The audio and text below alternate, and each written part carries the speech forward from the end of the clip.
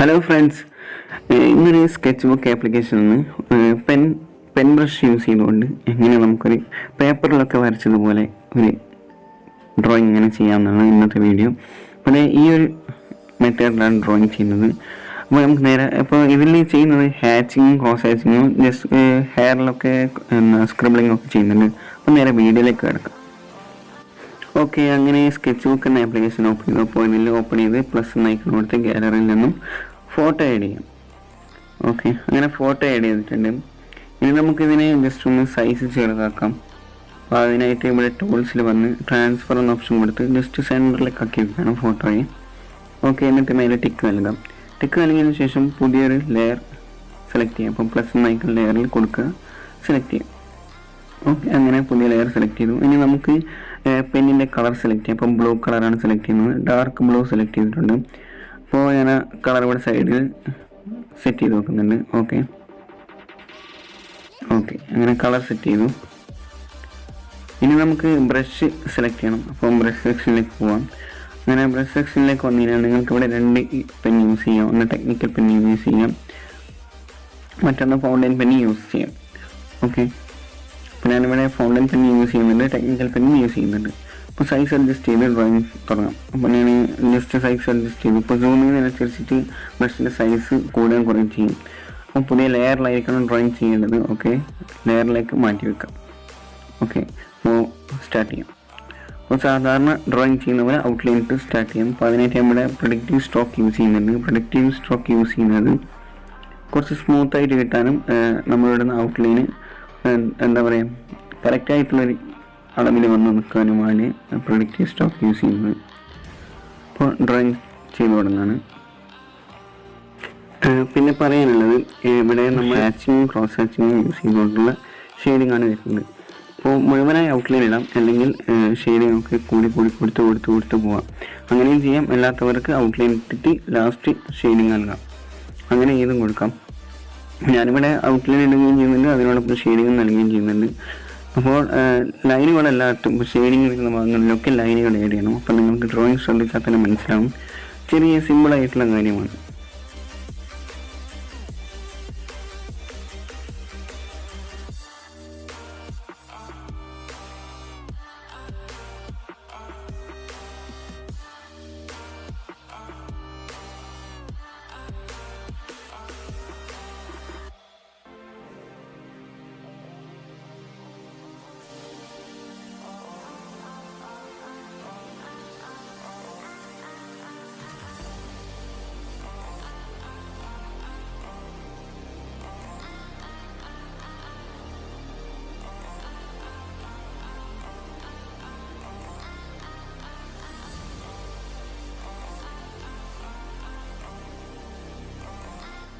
നമുക്ക് ഇതിലെ ഈ ലൈനുകളൊക്കെ ഇട്ട ഭാഗത്ത് ഷെയ്ഡിങ് നൽകാം. അപ്പോൾ ഷെയ്ഡിങ് നൽകാനായിട്ട് ബ്രഷിൻ്റെ സൈസ് 0.5 ഒക്കെ ആക്കി സെലക്ട് ചെയ്യാം. 0.5 ഓർ 0.67 എടുക്കാം. അളവുകൾ കറക്റ്റായിട്ട് എടുത്തതിന് ശേഷം ഇങ്ങനെ ഹാച്ചിങ് ചെയ്ത് കൊടുക്കാം. അപ്പോൾ ഷെയ്ഡിങ് ഇപ്പോൾ നമ്മുടെ ഫേസിൽ ഡാർക്കായിട്ടുള്ള ഭാഗങ്ങളിൽ ഇതുപോലെ ഇങ്ങനെ ഷെയ്ഡ് ചെയ്ത് കൊടുക്കാം.